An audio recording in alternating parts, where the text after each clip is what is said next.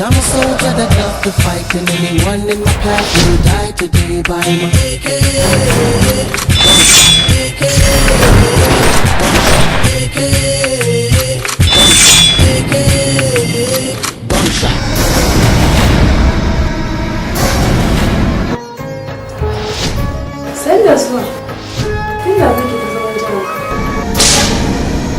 My Pata Pictures Nigeria Limited and the Best Billion Winning Actor 2016, Haruna Talla Mai Fata returns with another new hot drama, Bakar Hanya.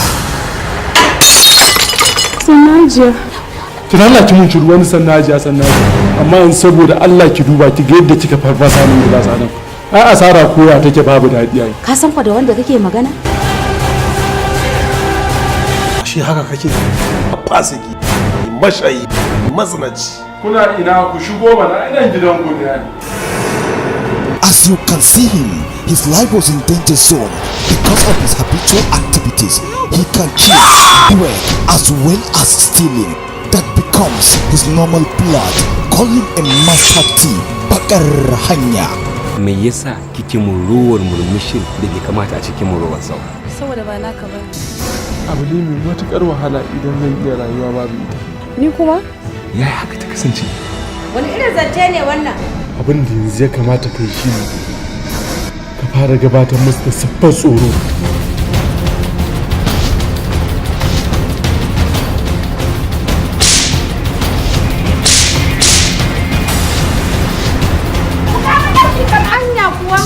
Ba ta bakar hanyar nan muka biyo ba kuwa? Bakar Hanya. Dan uban ka sata ka ba shi. Allah sai ya saka mu. Ba kya biyayya akan aure. Barin dan sisi ta. Sai kake ka gudu. Producer Mustapha Anas, Executive Producer Ali Mustapha, Co-Producer Shehu Musa Ukur, and from the eminent director Haruna Talla Mai Fata, Sardaunan Samarin Arewa, Bakar Hanya. Grab your uncopy now.